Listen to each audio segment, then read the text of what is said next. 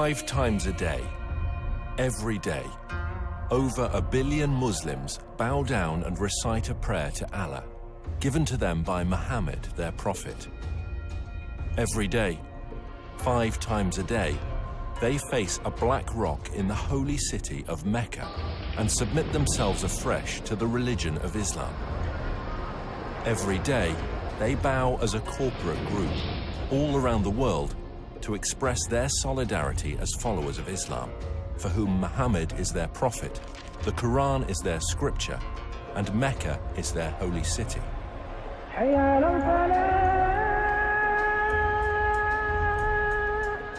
However, as archaeological discoveries are beginning to point to a different story, scholars are seriously examining and challenging the facts about the founding of Islam. And if they're right, how will it affect Muslims today? We have tools at our disposal that have never been available before. Modern technology is allowing us to reconstruct the opening years of Islam and to understand things that have puzzled historians for years. All over the world, universities, museums, and libraries are putting ancient books and writings on the internet for scholars to access. Now we can check these ancient manuscripts with just a few clicks of a mouse. Today, both academics and amateurs alike can accurately check via satellite locations and details that would previously have taken huge expense and effort, and can share them instantly around the world via social media and academic forums. So, now for the very first time, a whole new era of research surrounding the founding of Islam is coming to light, and we can piece together what really happened in Arabia 1500 years ago.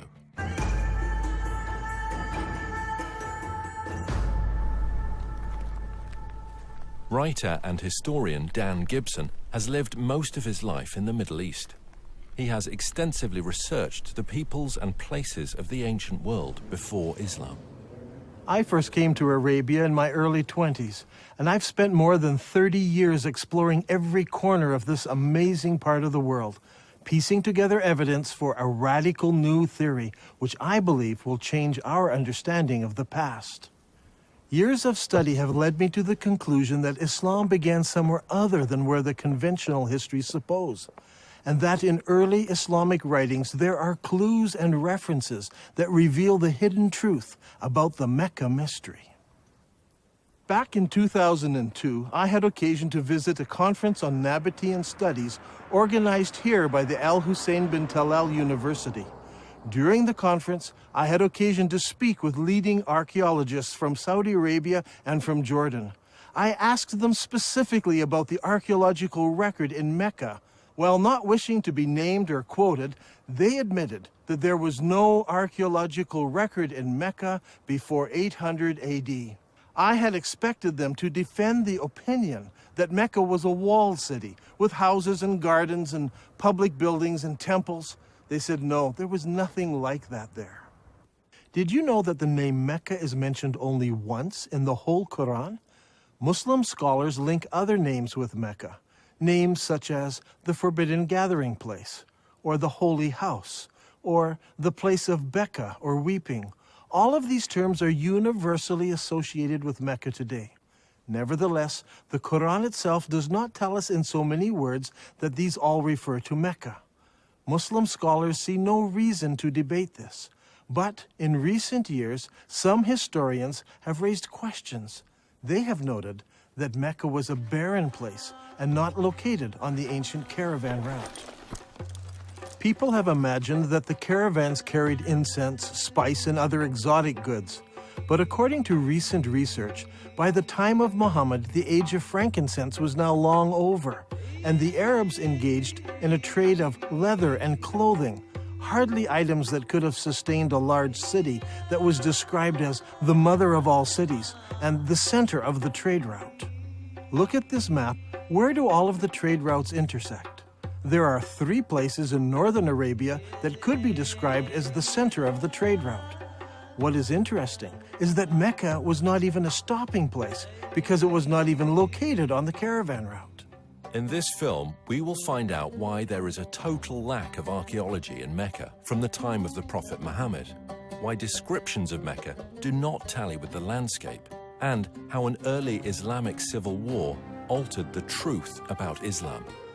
While Muslims all over the world believed that their holy city and their founding leaders all lived in Mecca, in Saudi Arabia, Dan Gibson believes the evidence actually points elsewhere. During my studies of Arabian history, I've come across evidence that points not to Mecca, but to northern Arabia as the founding place of Islam. Up until now, no one has ever questioned that Mecca is the holy city of Islam. Every Muslim believes that he should pray towards the Black Rock in Mecca.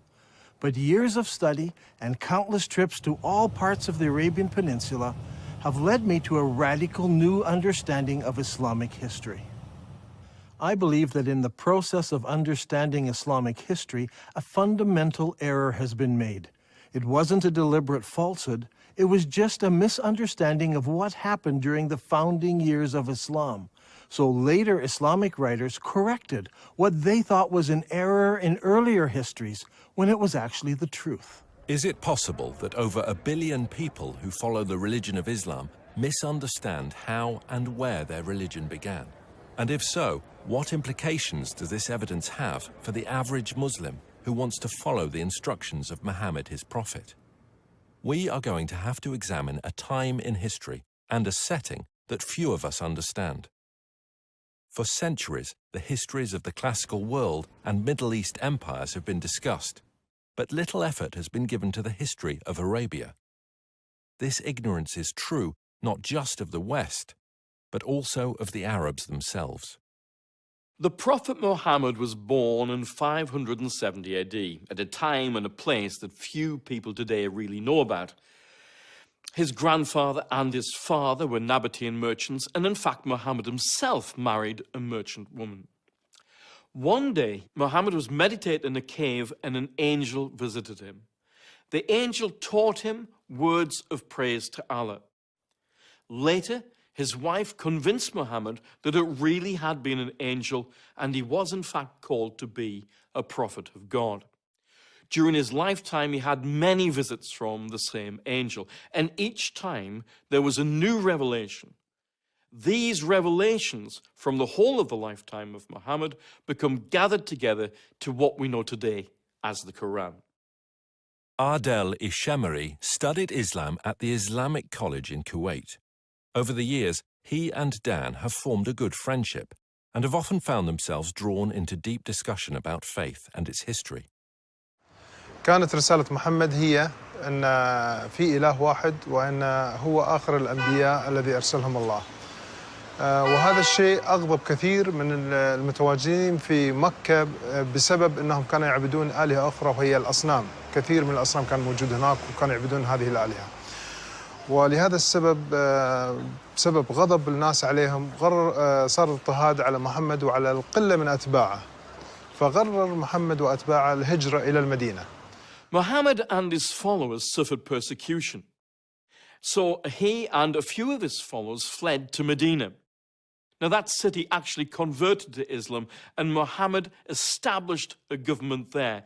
And in fact, we can date the Muslim calendar from this period of time. Shortly after this, his followers started attacking caravans, growing in power, growing in number, until eventually more and more people joined them, to the point where they became an expanded military presence, in fact, throughout the whole of Arabia. Muhammad gave his vision of taking Islam to the entire world. However, he died unexpectedly. And at that point, disputes broke out, leading to civil wars.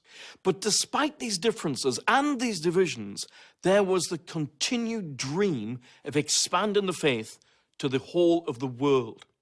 Eventually, much of North Africa and Central Asia became under the control of Islam. And today, Islam is the second largest of the world's religions. Today, all over the Middle East, when construction companies want to dig for a foundation, there should be someone present from the Ministry of Antiquities. It doesn't matter if you're in Jerusalem, Damascus, or Amman, Jordan. Wherever you dig, the chances are you will expose an ancient site of some sort. In the city of Mecca in Saudi Arabia, developers are digging all over, putting up great buildings, hotels and high-rises. But, to the surprise of archaeologists, there are no ruins of a great and ancient city under Mecca. The city where Muhammad was born was a major city. It had no trouble in raising large numbers of men to work caravans and march in its armies. Not only did it have a significant population, but it was also an agricultural city. وتسمى هذه المدينة اللي هي مكة بأم القرى في القرآن.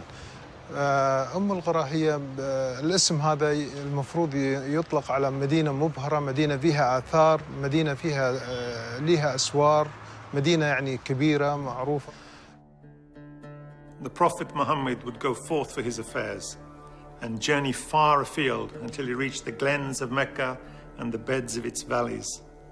Aisha, Muhammad's wife, mentioned how one of the men was longing for Mecca. Would that I but stay overnight in a valley filled with various kinds of grass? When we came to Mecca, we saw a town blessed with water and trees, and delighted with it, we settled there. Al-Bukhari speaks of a prisoner who was eating grapes while he was chained in irons, and he says, "This was not the time of fruit in Mecca." It's hard to believe that these things were written about Mecca. The area around Mecca is all rocks and desert. Mecca averages less than 10 centimeters of rain per year.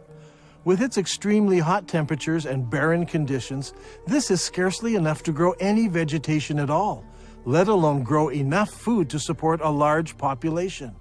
Yet the holy city of Islam is described as having fields with trees and grass and soil. But there's no cultivatable land near Mecca.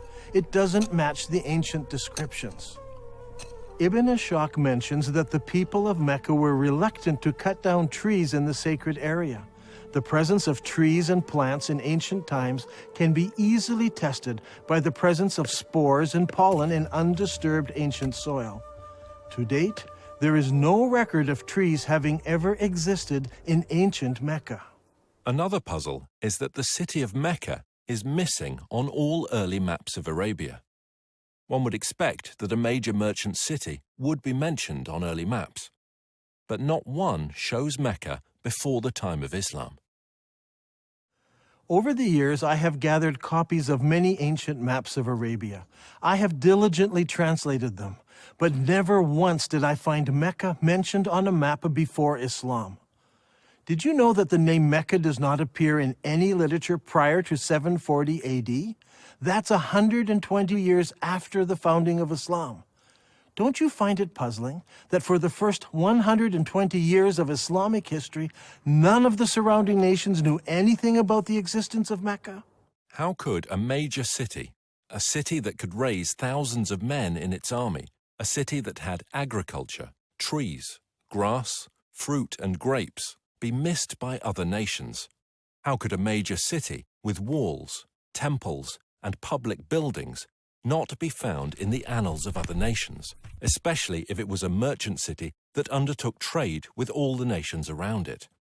And most puzzling of all is that when we go to the physical location of this ancient city, we find that there is no early archaeological record. It was an insignificant location, not even on a trade route. Many historians today have come to the conclusion that the accounts of the founding of Islam are all myths. Obviously, there is a great discrepancy between what Islamic records tell us and what the archaeologists have been finding, so the conclusion they draw is that the Islamic records are just fabricated myths.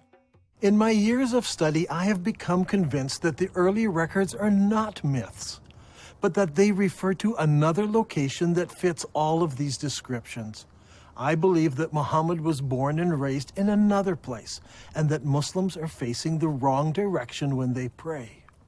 According to commonly accepted Islamic history, the Kaaba was a major shrine in the city of Mecca and the focus of pilgrimage in Arabia. A good starting place might be studying the pilgrimage before the founding of Islam. وكما دون المؤرخ الطبري بأن هناك كان نوعان من الحج، الحج والعمرة. الحج الأكبر أو الحج الأصغر، وكان جد محمد كان يؤدي العمرة قبل الإسلام. This Umrah before Muhammad was at a time when the focal point of Arabian pilgrimage was to a place known as the Forbidden Gathering Place. This location held many pagan idols. وهذه الأسماء كانت موجودة قبل الإسلام، ولكن ما زال المسلمين إلى حد هذا الآن يستخدمون نفس الأسماء، ولكن هي الأسماء هذه إتنا من الخارج، يعني من الوثنية، ليس أسماء إسلامية. In order for us to understand what was happening in pre-Islamic Arabia, we need to understand the importance of holy places in ancient Arabia. From ancient times, Middle Eastern religions have equated gods with regions rather than being universal. Modern readers of history have long been influenced by Greek and Roman concepts of the pantheon of gods and have failed to realize the significance that the ancient Arabs applied to gods of specific regions. In the eyes of the ancient Arabs, there were gods who lived in Mesopotamia, gods who lived in Egypt, and gods who lived in Greece, and so on. Arab merchants passing through an area would respect the local gods. They were not opposed to gods of different places. What they were opposed to was the representation of a god in human or animal form. They preferred to use geometric shapes. For instance, here is a god in the shape of a block. That one over there is shaped as a triangle. Each of these gods were considered local gods and must be respected when passing through their territory.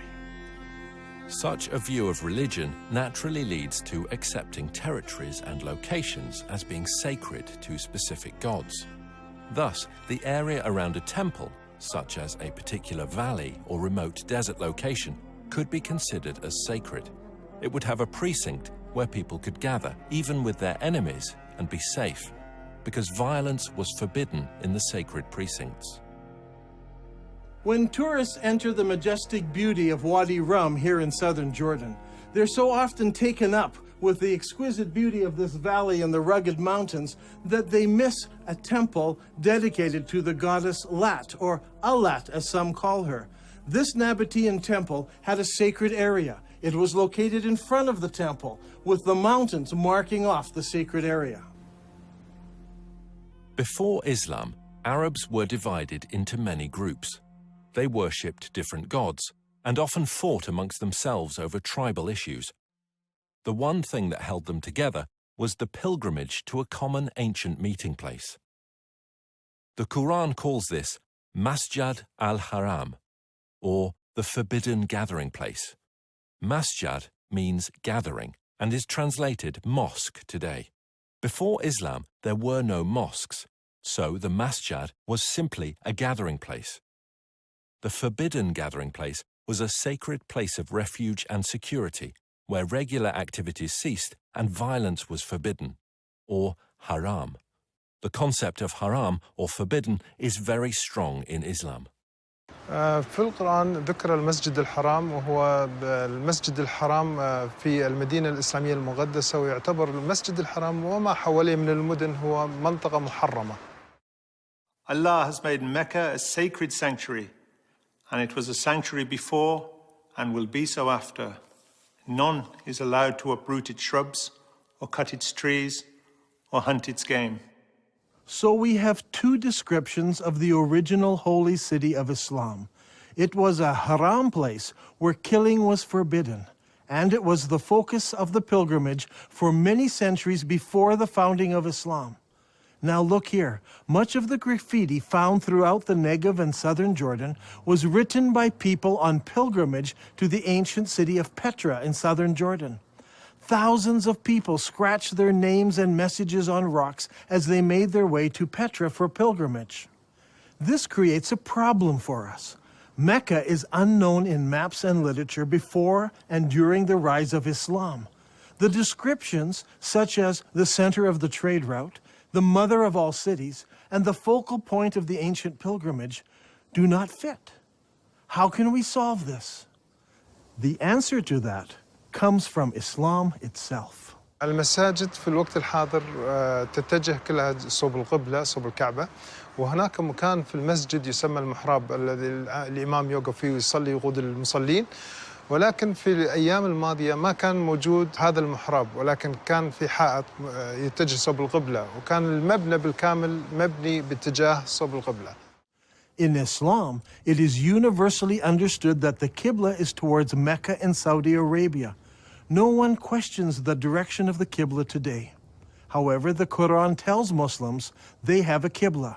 The text of the Quran does not give the name of the city to which prayer was originally made.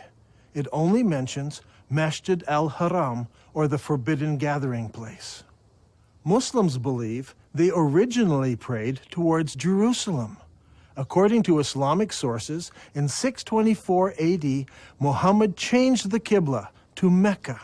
Muhammad revealed this in Surah 2 of the Quran. Thus we appointed the Qibla to you.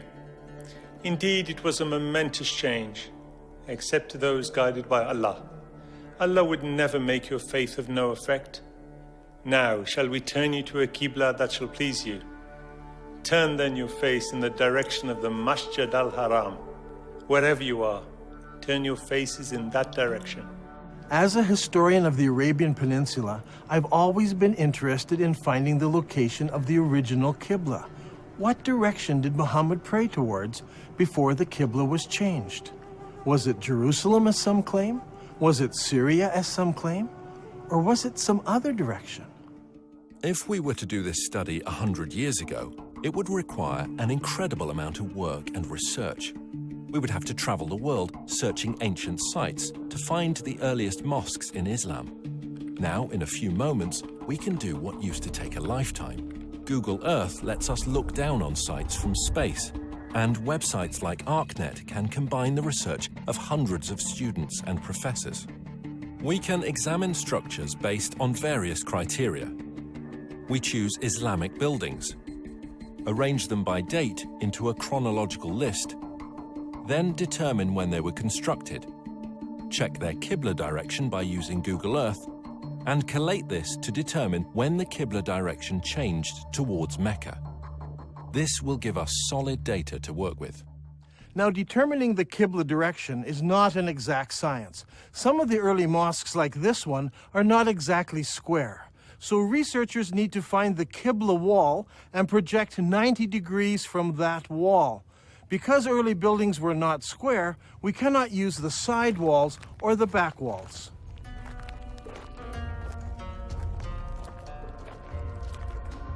This is the mihrab of an old mosque. The early Arabs set the Qibla direction using the stars, and they were very accurate.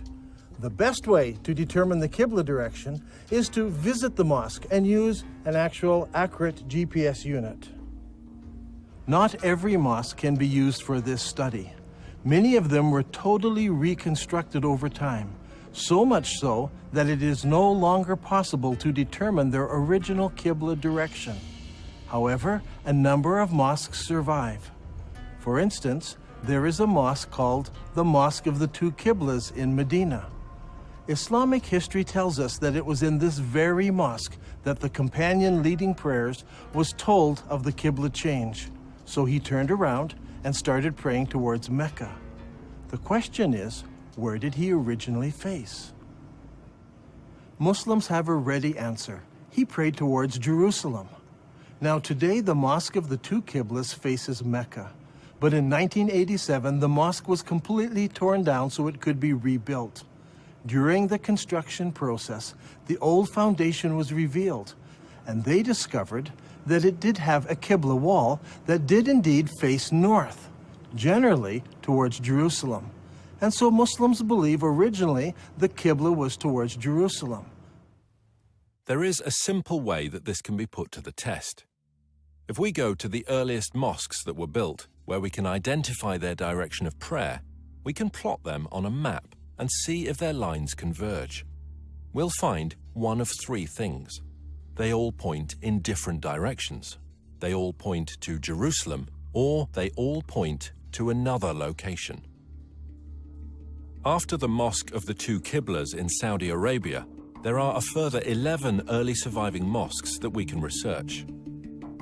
These are located in China, Egypt, southern Jordan, Lebanon, Central Jordan, Yemen, Israel, Iraq, Jerusalem, West Bank, and lastly Lebanon. So, if we go in the order that they were built, the second surviving mosque was built in Guangzhou, China. Guangzhou is the modern name for what was known as the city of Canton. When Marco Polo reached this city in 1300 AD, he discovered over 100,000 Arab and Persian merchants living there. You see, the Arabs had been trading with the Chinese for hundreds and hundreds of years. This is all well documented. And so Abu Waqas, an uncle of Muhammad, traveled to China on a trade mission. And according to Chinese manuscripts, he built a mosque for the Arabs in Canton in 627 AD, or 6 years after the founding of Islam. I personally examined this mosque and used a GPS unit to determine the mosque's Qibla direction. What I found was surprising. This mosque does not face Mecca. It faces 12 degrees north of Mecca, meaning that it does not face Jerusalem either. Its Qibla passes south of Jerusalem. The next mosque was built in 641 AD, about 20 years after the founding of Islam, in the town of Fustat, just outside of Cairo. This mosque was rebuilt and enlarged several times, so that today the original foundation is no longer evident. However, a description of the original ground plan of the mosque survives, and the Islamic records tell us that the first Qibla pointed east and later had to be corrected towards the south, towards Mecca. The next surviving Islamic building is the Umayyad Palace, built here at Humayma in southern Jordan. Around 700 AD, or about 80 years after the founding of Islam, the Abbas family built a large manor house here. This house had no special mosque area. Rather, the faithful would line up here in the courtyard to pray. This house has a Qibla direction, but it is not towards Jerusalem. The following year, a new mosque was built in Baalbek in Lebanon. Notice that its Qibla does not point to Mecca. 1 year later, the Umayyads built a large and impressive mosque here on the citadel in Amman, Jordan. This mosque points south. Mecca is over there. A couple of years after this, in 705 AD, or 84 years after the founding of Islam, Muslims constructed the Great Mosque of Sana'a in the capital city of Yemen. While this mosque points in the general direction of Mecca, it actually points to the west of Jerusalem. The following year, in 706 AD, the Umayyad Muslim rulers built Khirbat al-Minya, a large palace complex in Israel on the shores of Galilee. This palace complex had a specific room used as a mosque. According to the inscription set into a gateway, it was built 87 years after the founding of Islam by the Muslim ruler Al-Walid. This building and its mosque do not face Jerusalem. That same year, the Muslims also built the Wasit Mosque in Iraq. Originally, archaeologists claimed that this mosque pointed to Jerusalem. However, further research has shown that this mosque points south of Jerusalem. The next mosque is the Al-Aqsa Mosque in Jerusalem itself. This mosque is not the temple dome, but rather the old mosque to the south of the dome. This mosque is already in Jerusalem, but it also has a Qibla. And it does not point to Mecca. The next mosque we come to was built in 724 AD, 103 years after the founding of Islam. This is the Khirbat al-Mafja Mosque near Jericho in the Jordan Valley. This palace was built near the end of the Umayyad dynasty.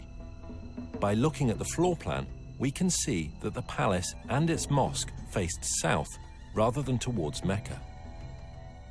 That same year, a mosque was built at Anjar, about 58 kilometers from Beirut. It was built near the end of the Umayyad period, and no more than 30 years later, it fell into ruins and eventually was abandoned.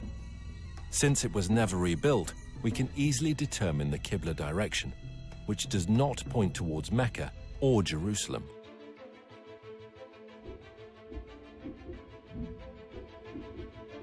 Now, let's put this all together onto one map.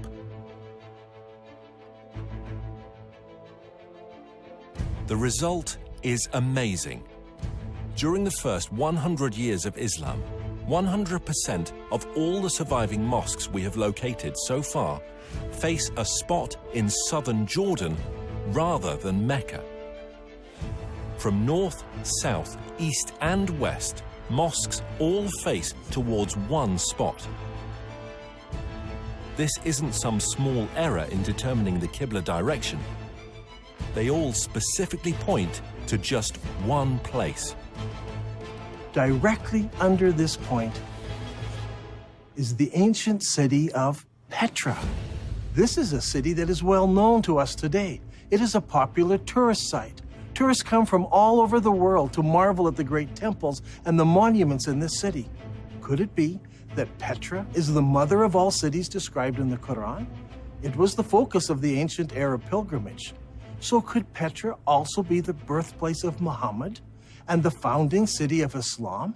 دان غريب، يعني أنت تقول إن البتراء لكن البخاري يقول لنا هي القدس، فشلون تبي نفكر في هذا الأمر؟ شلون تبينا نقبل هذا الشيء؟ يعني البخاري قال لنا القدس. Every good Muslim tells me that Muslims used to pray towards Jerusalem. They know this because Bukhari tells them this. And I agree, Bukhari says it was Jerusalem. But Bukhari is writing some 200 years after Muhammad, and he's writing more than 100 years after the Qibla change took place. So he's not an eyewitness. He's just collecting what people are remembering. And he actually notes several conflicting ideas that were circulating at the time. While some people were offering morning prayer at Quba, a man came to them and said, "A Quranic order has been revealed to Allah's apostle tonight, that he should face the Kaaba at Mecca. So you too should turn your faces towards it." At that moment, their faces were towards Syria. And on hearing this, they turned towards the Kaaba at Mecca. I believe that originally Muhammad, while living in Medina, prayed north towards Petra, which was in the Roman province of Syria. By the time Bukhari was collecting his stories, people had forgotten Petra, and everyone remembered that their great-grandparents prayed towards Syria. دان القرآن يقول لنا مسجد الحرام في بكة، فيا ترى بكة وين موقعها الحقيقي؟ Those who bring up the argument about Becca raise an interesting point. I agree that in Islamic literature, the name Becca is synonymous with the first holy city of Islam. When Muhammad was a young man, the people decided to rebuild the Kaaba. In the rubble, they found several building blocks with inscriptions written in Syriac, the language of the Nabateans. They found a Jew who could translate it for them. "I am Allah, the Lord of Bika. I created it on the day that I created heaven and earth and formed the sun and moon, and I surrounded it with 7 pious angels. It will stand whilst its 2 mountains stand, as a blessing to its people with milk and water." The word Becca is an ancient Semitic word which means to weep or lament. If a location was assigned the title Becca, it would mean the place of weeping. The name Becca has never been used of Jerusalem. It appears only once in the Bible in Psalm 84. Here it is used in reference to a valley of weeping. But the Quran also speaks of a valley of weeping, where Hagar was weeping over Ishmael. The Quran places this story in Becca, which is the early name for the place where the Kaaba was built. Surely this location was not Jerusalem, which is built on top of a mountain and not in a valley. I think the answer is quite simple.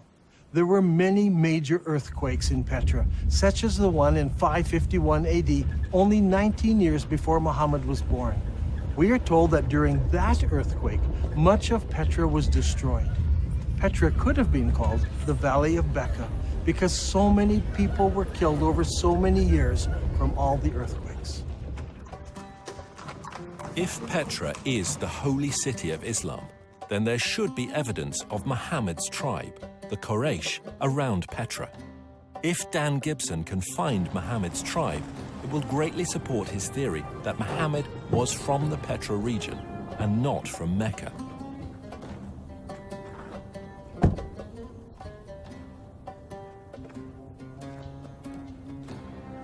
Long ago, this was known as the city of Hawar, or Humayma as it is known today. Archaeologists have uncovered a farmhouse belonging to the Abbasid family and a mosque built sometime later. When the Muslims of Iraq defeated the Umayyads of Damascus, they wanted a member of Muhammad's family to support and legitimize their revolt. And so they came here to Humayma, 27 miles from Petra. It was here that they found Muhammad's family and the Quraysh tribe. They didn't go to Mecca in Saudi Arabia or Medina. They came here to Humayma, 27 miles outside of Petra. It was here that they found the Quraysh tribe and the family of Muhammad, not in Saudi Arabia. So far, we have discovered that the early mosques of Islam all faced the ancient city of Petra. But does the city of Petra fit the Islamic descriptions of the original holy city of Islam? There is a story told by all of the early biographers of Muhammad. It concerns Abdullah, Muhammad's father. He was working in the field one day and he came home with dirt on his hands. He went in to his first wife and said, "Lie with me," but she refused because he was dirty. So he went out, washed off the soil, went into his next wife, Amina. She conceived, and in this way, Muhammad was born. What is important to us about this story is that all of the early writers use the same word for the dirt on Abdullah's hands. They all use an Arabic word for soil, especially the soil of a cultivated plot or field. The problem is, there is no cultivatable land near Mecca. However, when we come to Petra, we discover that Petra had water, fields, and trees. According to archaeologists, there were private and public gardens, as well as running water brought into the city through aqueducts and clay pipes. Archaeologists have described fruit trees, grapes, and gardens existing in ancient Petra. Even today, there are cultivated plots of land between Petra and El Beida, which is 5 kilometers away. By analyzing ancient soil, researchers have discovered that only 100 years ago, the hills around Petra were covered with trees, including oak, juniper, pistachio, and carob. Not only did the holy city have trees and fields, it was also a walled city. Ibn Ishaq says, and they surrounded him by the walls of Mecca. Now this is very puzzling because Mecca had no city walls. Some think perhaps this was a house in Mecca, but Ibn Ishaq specifically says the walls of Mecca. But Mecca was not a walled city.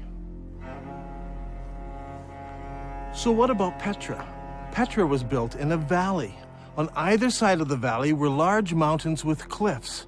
These cliffs were as good as city walls. So the people of Petra built walls from one mountain cliff to the other mountain cliff, both on this side of the valley and also on the other side of the valley. So Petra had city walls. Another distinctive feature in Petra is that it contains a very unique stream. Now, usually you have a valley with mountains on one side, mountains on the other, and a stream running down the center of the valley. But in this case, long ago, earthquakes cracked these mountains so that there is a crack in that mountain, water runs through that crack, across the valley, and out the crack in the other side. The Nabateans built a colonnaded street from one mountain to the other mountain, and beside it was a rainwater course. Let's go down there. Now, in Islam, one of the duties of the pilgrims is to go 7 times between 2 mountains called Marwa and Safa. What is interesting is that Bukhari tells us that Muhammad chose to do this, running in the rainwater course between the 2 mountains. But there are problems. Safa and Marwa are just small rocks. Today they're housed right inside of the mosque building. As you can see on this drawing, there was no rainwater course between these two rocks. But here in Petra, the description fits exactly from one mountain to the other. There are 4 ways into the Petra Basin. Since Petra is in a valley, one could enter from either end of the valley. During the year of the contest of Mecca, the Prophet entered Mecca through its upper part. But there were also other ways of entering Petra. The ancient records tell us that the holy city could be entered and exited by a crack in the rocks. In Arabic, this is called a thaniya. Al-Bukhari mentions this several times. Allah's apostle used to enter Mecca from the high Thaniya and used to leave Mecca from the low Thaniya.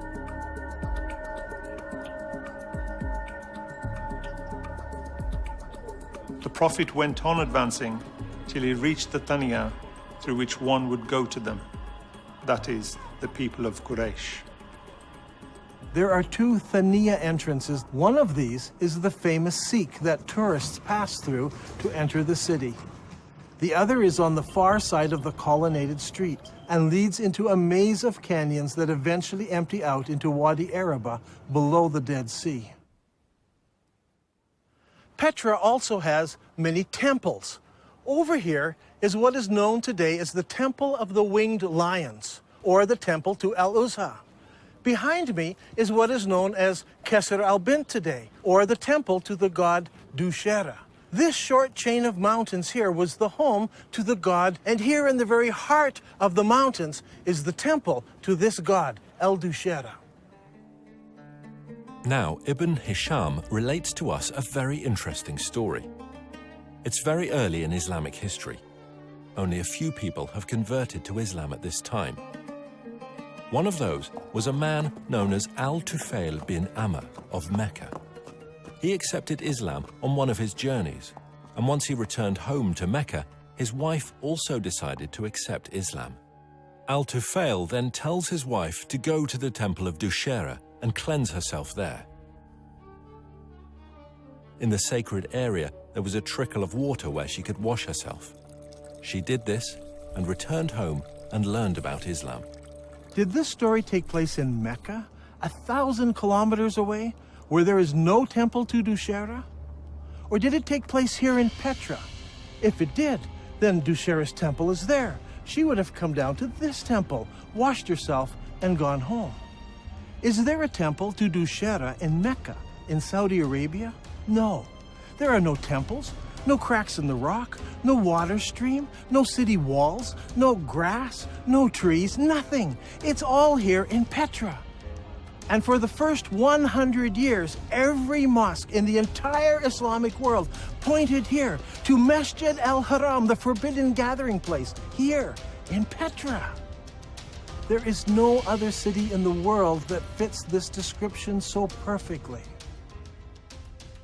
Now, Al-Haqtab had so harassed Zayd that he forced him to withdraw to the upper part of Mecca, and he stopped in the mountain of Hira, facing the town. It's interesting to note that in this account, Mount Hira is located in the upper part of Mecca. If you go to Mecca today, the cave of Hira doesn't face the city. But here in Petra, the high side of the city is north of the colonnaded street, and the low part of the city is south of the colonnaded street. In effect, the city was divided in half by the colonnaded street. If Petra is the holy city of Mecca, then the cave where Muhammad received his first revelation should be located there. The ancient records say that the cave faced the town, and that it was low down since Muhammad tried to climb the mountain to throw himself off. If that's the case, I think I know just the spot, but we'll have to go over there.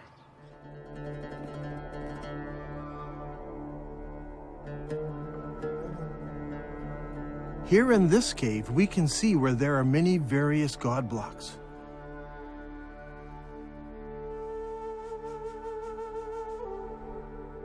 Up there is a large crescent symbol. This is just the sort of cave where young men would go to contemplate the meaning of life.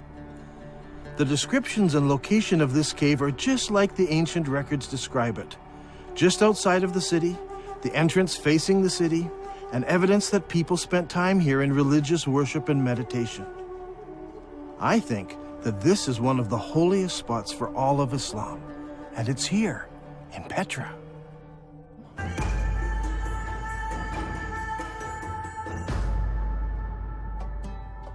The Quran commands every Muslim to face the forbidden gathering place when they pray. Now, the forbidden gathering place wasn't a building. It was much more than this. It was a large area marked out with special stones. These stones marked the boundary around the sacred area. No killing was allowed inside this area. Even birds were not killed.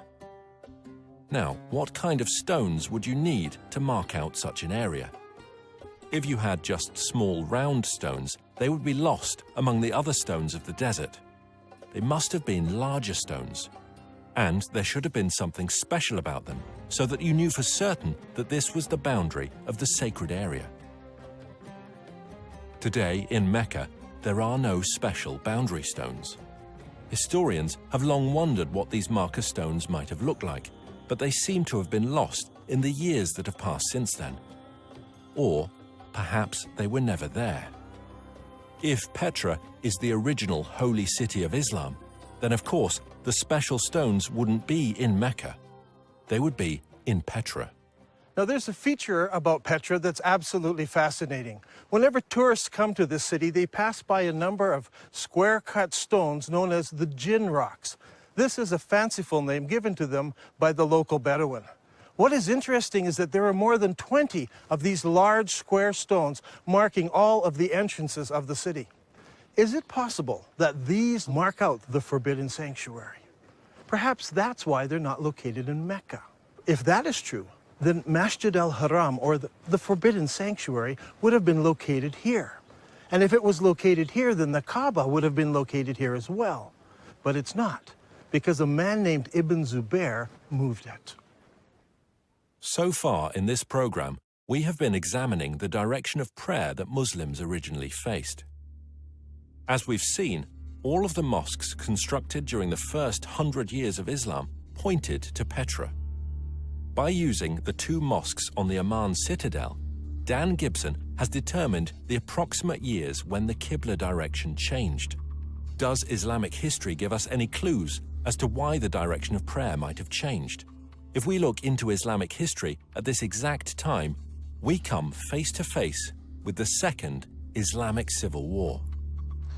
حصلت حروب كثيرة في الإسلام، ولكن أيضا حصلت حروب أهلية بينهم بسبة الخلافة بعد وفاة محمد، ولهذا السبب صار في شيعة وسنة.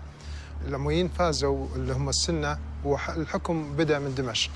At this point in history, the governor in the holy city was Abdullah ibn Zubair. He was particularly unhappy. In his eyes, the holy city was the most important city of Islam, the mother of all cities. But the Umayyad rulers chose Damascus as the new capital city, and a lot of people were unhappy with the corruption and the infighting in Damascus. So in 683 AD, about 64 years after the founding of Islam, Ibn Zubair declared himself caliph in the holy city, and that started the Second Islamic Civil War. The Umayyads reacted strongly and sent an army against the holy city. Ibn Zubayr then did a shocking thing. He destroyed the Kaaba, the ancient holy shrine of Islam. Ibn Zubayr then demolished the Kaaba sanctuary until he had leveled it to the ground and dug out its foundation. Then he placed the black stone beside it in a wooden stand in a strip of silk. The Umayyads fought against Ibn Zubayr and his companions, but after 40 days, news arrived that the ruling caliph in Damascus had died. Now, the Umayyad generals insisted that the battle wasn't over, but that they must return to Damascus so that a new caliph could be established. The members of the Umayyad royal family had come to the battle as well, and they insisted that they must return to Damascus under the protection of the entire army, so the whole army marches off. The problem we face here is one of timing. The Islamic records are quite clear that when the Caliph died, his 13-year-old son ruled in his place. Al-Tabari, Volume 20, tells us specifically that his son survived only 40 days after his father died before he too was killed. During this time, the armies from the Holy City returned to Damascus. Now, a slow-moving army would have taken many days to cover the 1,400-kilometer trek across the desert from Mecca in Saudi Arabia to Damascus in Syria. If the army could move at 20 miles a day, it still would have taken them 43 days. When you add up the time the messenger took to bring the message, the time it took for the army to decide to return and get mobilized, and the 43-day march, there is simply not enough time. Mecca is too far away to be believable. However, if the holy city was Petra, then the distances would all be drastically reduced. This problem of distances plagues Islamic history again and again. Mecca in Saudi Arabia is simply too far removed to fit many of the stories in early Islamic history. Now, with the lull in the war, Ibn Zubayr had time to rebuild his defenses and prepare for the return of the Umayyad army. Now I want to show you something. Here are some of the volumes of Al-Tabari's History of Islam. Al-Tabari managed to collect a massive amount of material that he writes about what happened during each year of Islamic history. He devotes whole chapters, sometimes 2 chapters, to every year. But then something strange happens. The battle for the Holy City takes place over several years, but year 70 of Islamic history is of great importance. Now notice, Al-Tabari spends 15 pages describing what happens in year 69, and he spends 27 pages describing what happens in year 71. But where is year 70? Look at this. For year 70, Al-Tabari only records a few lines of text. Did he not find any more information for this year? Or did later editors censor this year from Al-Tabari's record? Only a few lines, but what he records gives us a few tantalizing details. It tells us that Musa'ib ibn Zubair, apparently a brother of Abdullah, brings supplies to the Holy City. Were these supplies military equipment? No, it says he brought many horses and camels.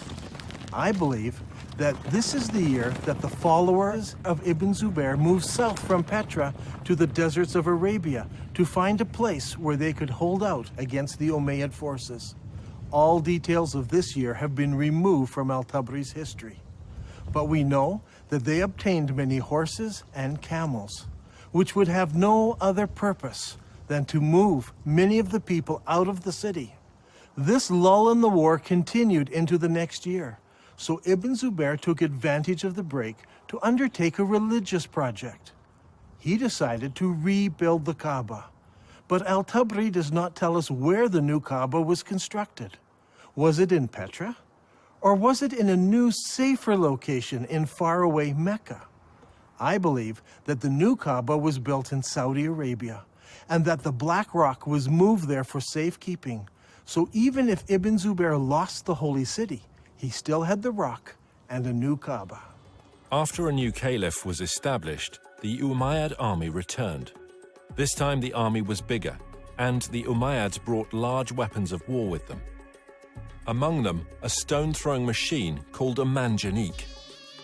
The war between Ibn Zubayr and Al-Hajjaj took place for 6 months and 17 nights in the hollow of Mecca. Yusuf ibn Mahak said, "I saw the manjanik with which stones were being hurled. The sky was thundering and lightning, and the sound of the thunder and lightning rose above that of the stones, so that it masked it."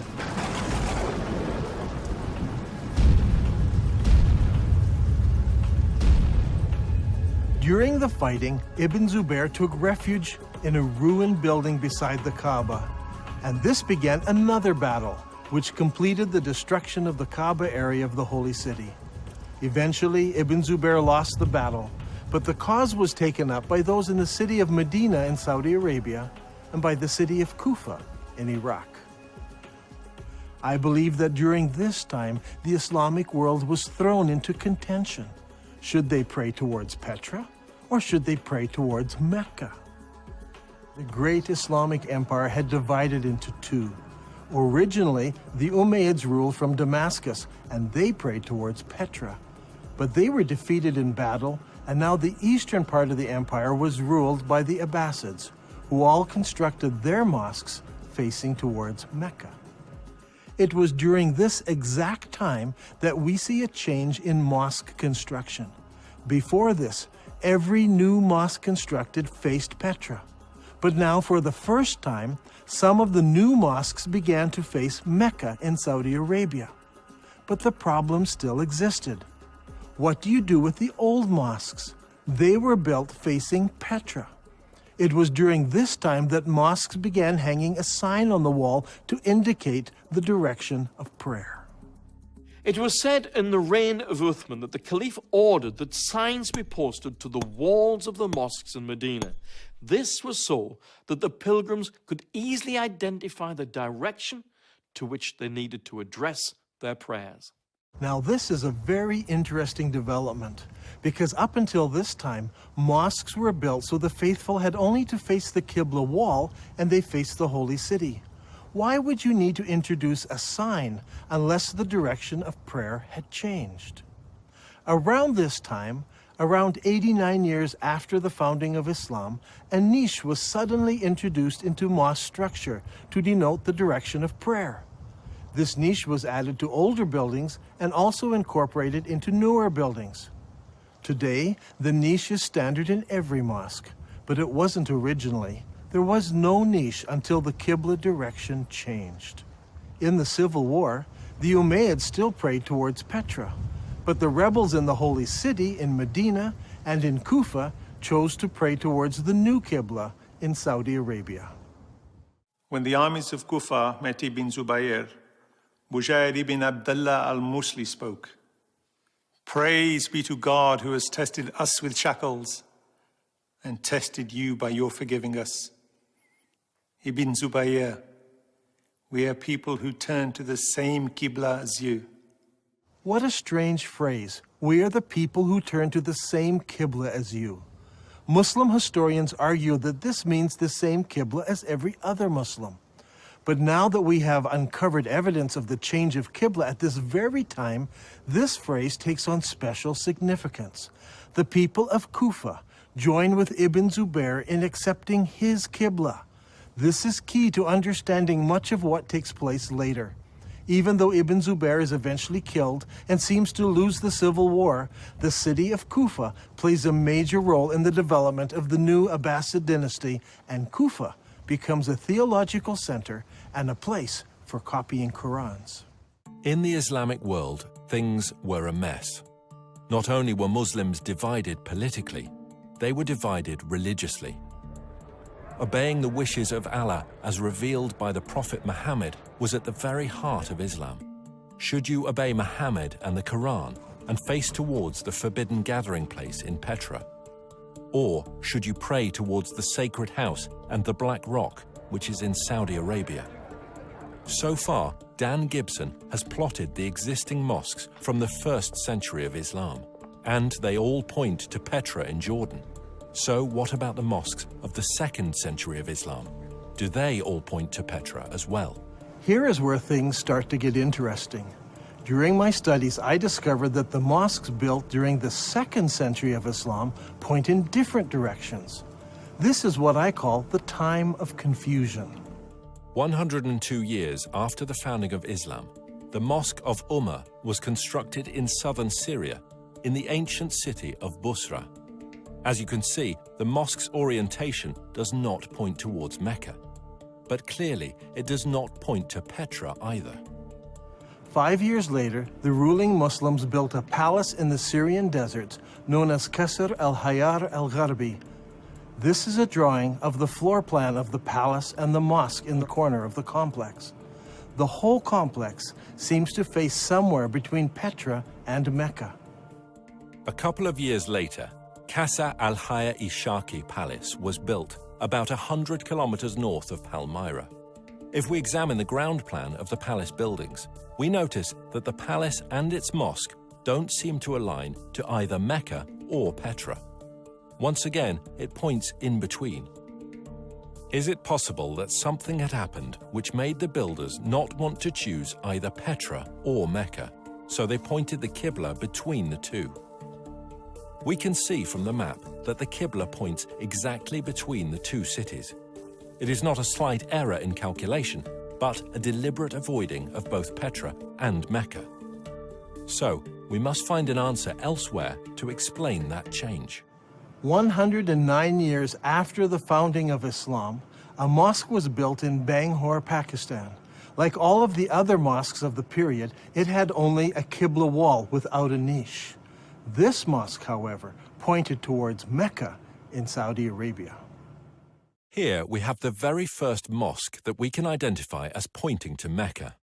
There may have been others built that no longer exist, but this mosque is significant because it's the earliest surviving mosque that we can truly say faced Mecca in Saudi Arabia.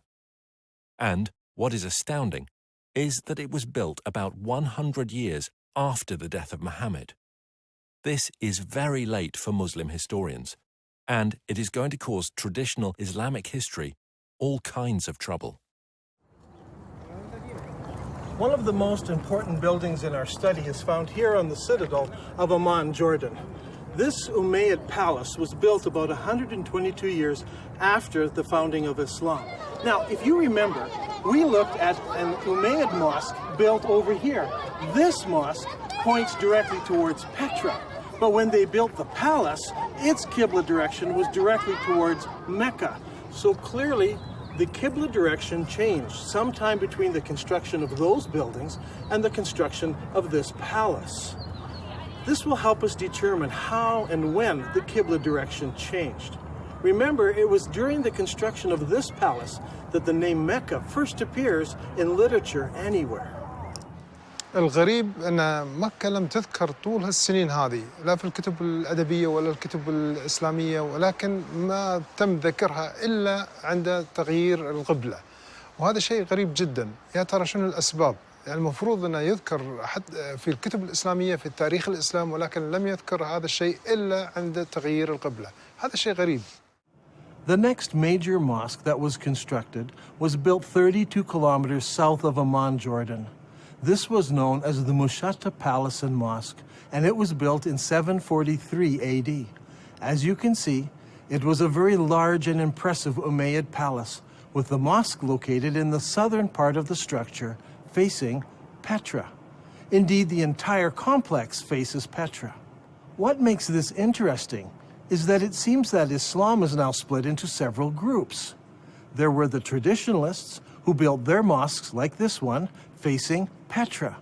But there were reformers whose mosques face Mecca.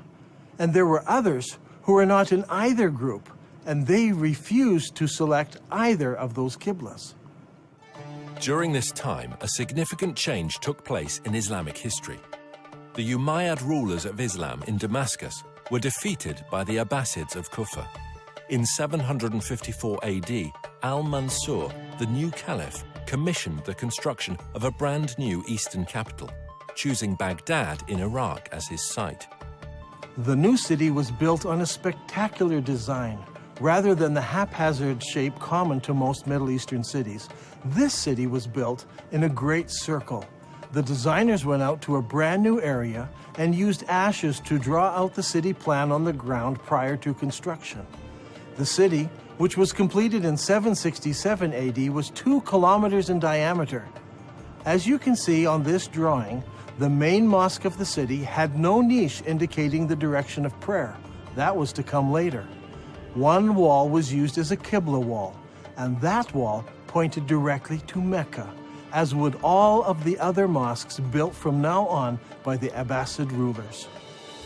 If this is all true, then the Prophet Muhammad and the first 4 rightly guided caliphs in Islam, and the following Umayyad rulers who ruled Islam from Damascus, all prayed towards the city of Petra.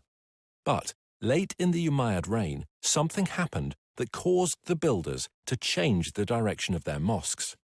Some pointed to Petra, some to Mecca, and some chose to be neutral and point between the two. This created a problem for the western half of Islam. The people in the west were still loyal to the earlier Umayyads, So the Islamic world is now split into two. The Abbasid rulers in Iraq control the eastern part of the empire, and the Umayyad rulers control North Africa and Spain. This is an important time in Islamic history, because the Umayyads in Spain now blossom in culture and begin to build beautiful and impressive buildings. The builders in Spain had a problem. Traditionally, Umayyads all prayed towards Petra. But, as we're going to see, something devastating happened, resulting in future mosques no longer facing that direction. Their enemies, the Abbasids, now pray towards Mecca in Saudi Arabia, so they don't want to choose that direction of prayer. So what should the Umayyads do? As I examined the mosques built by the Spanish Umayyads, I discovered a most surprising development. These builders chose neither Petra nor Mecca. Now, as we have seen, some of the builders in the Middle East chose to point their qiblas between the two cities. But the builders in North Africa and Spain decided to do something completely different.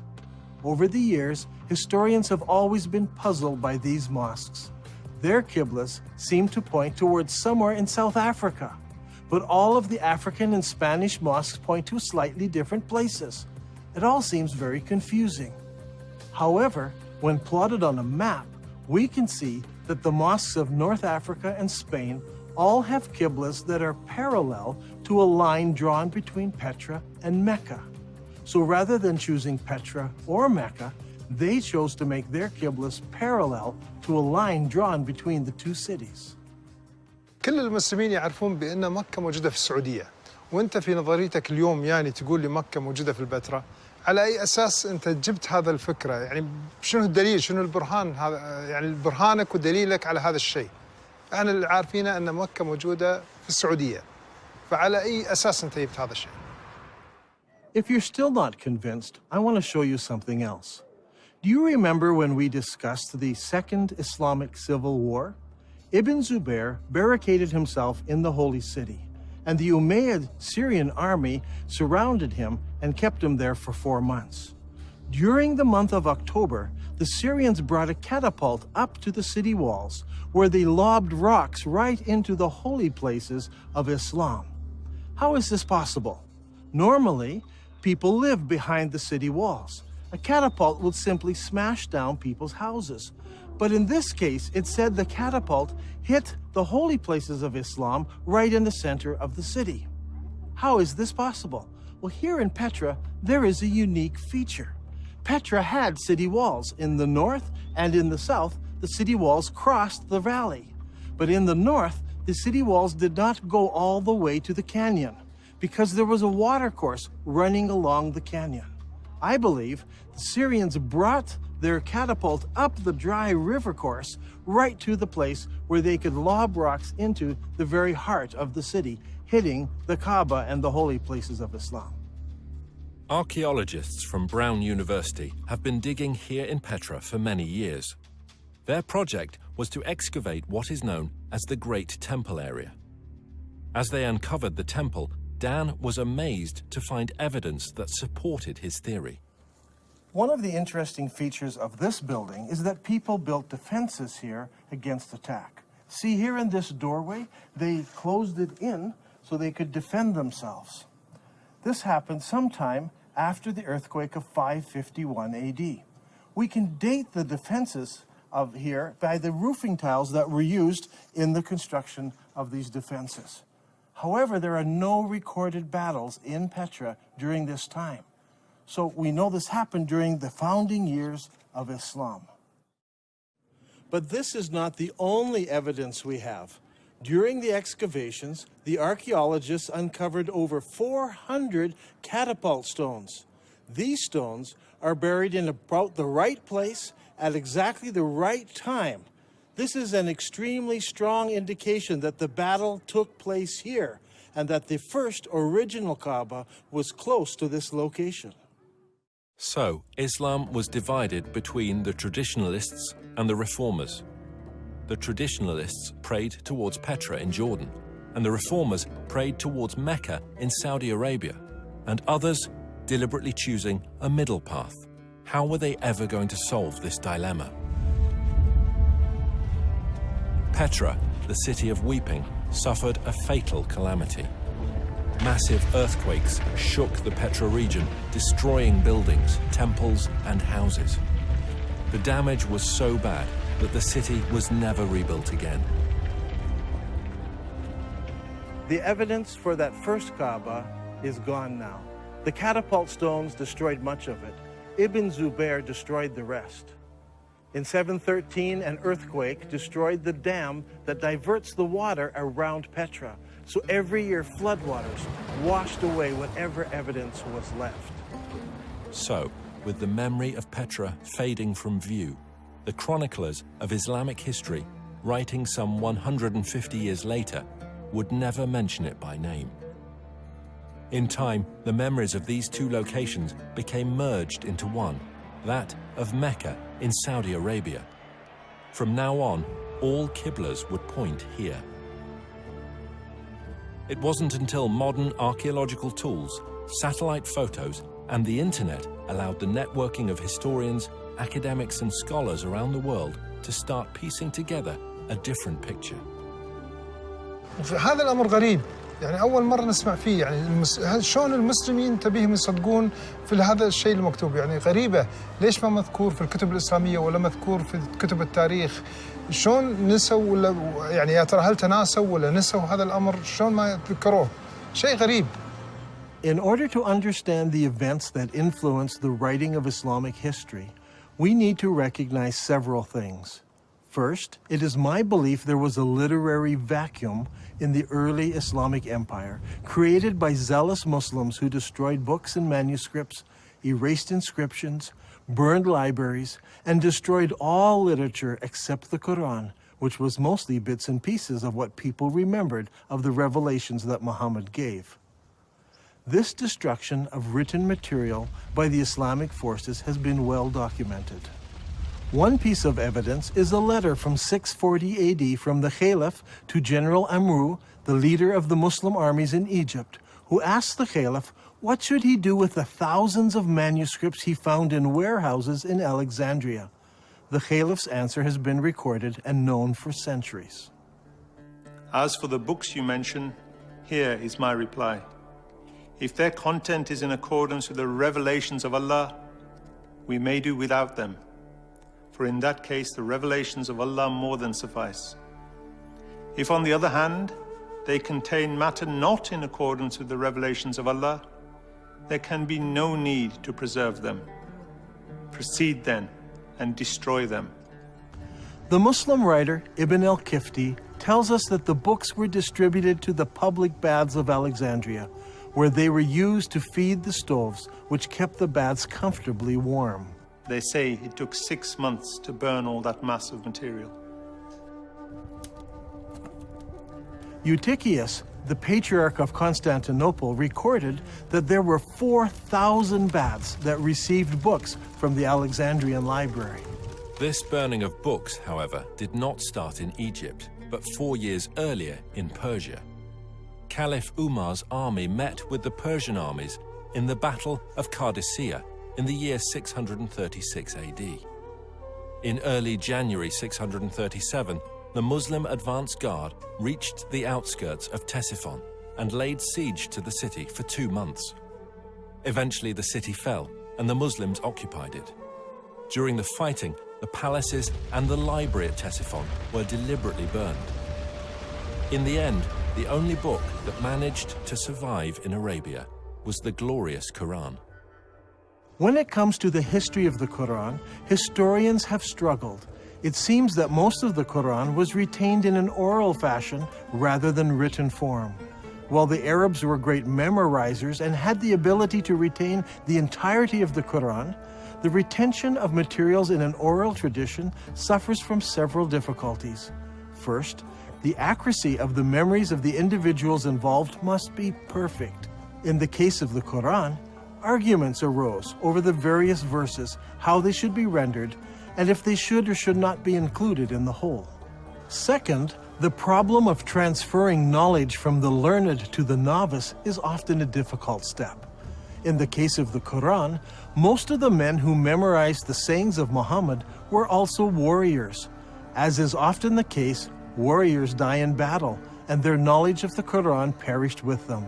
This is amply illustrated in the Battle of Yamama, when an estimated 450 men who had memorized the Quran were killed. Hudayfa bin al-Yaman came to Uthman at the time when the people of Damascus and the people of Iraq were waging war to conquer Armenia and Azerbaijan. Hudayfa was afraid because the people of Damascus and Iraq had differences in the recitation of the Quran. So he said to Uthman, "O chief of the believers, save this nation before they differ about the revelations." So Uthman sent a message to Hafsa saying, "Send us your manuscript of the Quran so that we may compile the Quranic materials into perfect copies and return the manuscript to you." Hafsa sent it. Then a group of men sat down to create a new copy of the Quran. Uthman said to the 3 Quraysh men, "In case you disagree, write it in the dialect of Quraysh, for the Quran was revealed in their tongue." When several copies were written, Uthman returned the original manuscript to Hafsa. Uthman then sends every Muslim province one copy of what's been written, and he orders that all of the Quranic material, whether written in fragmentary manuscripts or even in whole copies, that they all be burned. And so the burning continued. This time, even Quranic materials were burnt. But it did not stop the arguing about what should or should not be included in the Quran. When the new Qurans arrived in various provinces, people argued against them. Sa'id bin Thabit said, "A verse from Surah Al-Ahzab was missed when we copied the Quran, and I used to hear Allah's apostle reciting it. So we searched for it and found it with Huzayma bin Thabit al-Ansari." These 5 or 6 copies were now the only Qurans in the entire Muslim empire. Uthman's order to burn all other Quranic material tried to wipe out all Qurans everywhere, except the few that were held by the provincial governors. In effect, all non-Muslim books were destroyed, and then the Muslims destroyed all of their own books and writings, except for 5 or 6 copies. Remember, the Islamic Empire at this time stretched from the Atlantic Ocean through the Middle East all the way to Afghanistan, and only 5 or 6 copies of the Quran existed in all those millions of square kilometers. This is what I refer to when I speak of a literary vacuum. Much later, once the Abbasids took control of the Islamic Empire, they recognized this literary vacuum and they set out to correct it. The problem was, they were interested in producing an Abbasid version of Islamic history. So all of the materials produced under the Abbasid control reflected the politically correct version of Abbasid history. These histories and hadiths about the previous 250 or more years were collected, copied, and distributed. Those books that were written earlier were either destroyed or edited by later writers who thought they found errors in them. Under Abbasid rule, massive religious, scientific, and academic projects were undertaken. The Abbasid rulers encouraged scholarly development that would not only present the early years of Islam in a good light, but would also confirm their own right to ruling the empire. During this period of time, we find the great Islamic historians writing their treatise on Islamic history. And they also edit the earlier accounts. For example, we don't have Ibn Ishaq's original biography of Muhammad, as Ibn Hisham, under the Abbasids, corrected what he called grievous errors in the original account. After the editing of Ibn Hisham, the rest of the great Islamic historians began to write their histories, and they present us with an Islamic history that was tailored to suit the religious and political worldview of the Abbasids of their day. Is it possible that Muslims today are victims of an Abbasid cover-up? Did the Abbasids purposely turn Muslims away from praying towards the forbidden gathering place in Petra, as the Quran commands, and make them pray towards the Black Rock, now residing in Mecca? Are Muslims still being misled by Abbasid propaganda? I believe the stage was set when early Muslim leaders gathered together the various scraps of the Quran. The problem wasn't the collection, it was the destruction of anything that opposed their view. There is a great divide here between Western thought and Muslim thought. In Western thought, the later manuscripts are less reliable, as they are copies of copies. We need to go back to earlier source material, as it's more accurate. Muslims, on the other hand, think earlier manuscripts are less reliable, and later manuscripts replace earlier manuscripts.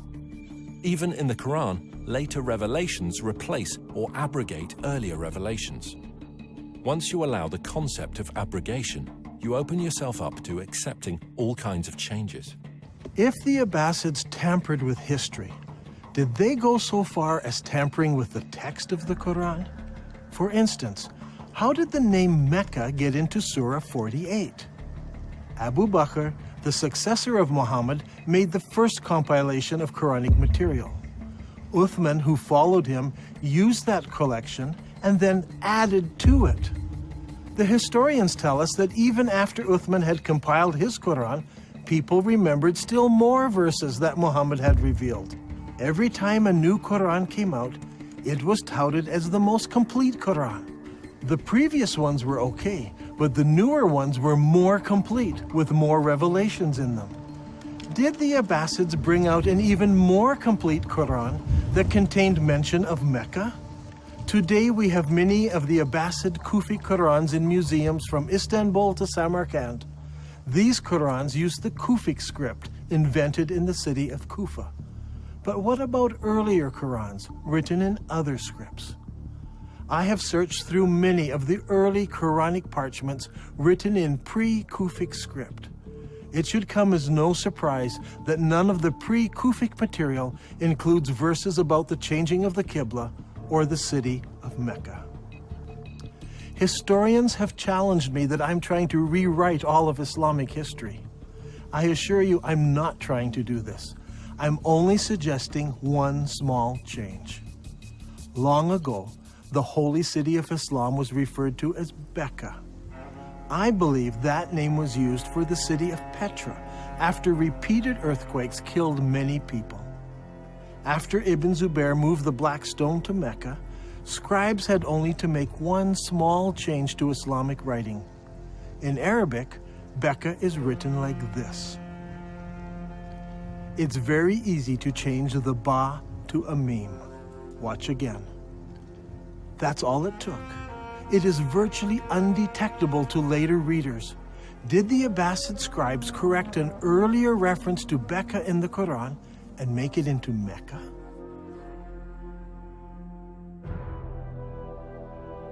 I believe that all of the evidence points to Petra as being the ancient city of Mecca, the founding place of Islam.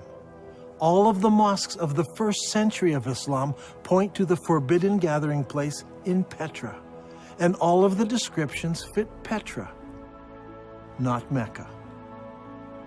Muslims are instructed in the Quran to pray towards the forbidden gathering place. The Quran says nothing about the Black Rock. It is clear that although Dan Gibson's research is rooted in Islamic history, and he has a great affection for the Arabic world, his theories will be challenging to Muslims. As faiths around the globe come under increasing scrutiny to prove the veracity of their origins, all religions need to consider serious research they may find difficult. Islam needs to ask if it is possible that over 1 billion people have been misled by Abbasid propaganda regarding how and where their religion began. And, if true, what implications does this have for the average Muslim today?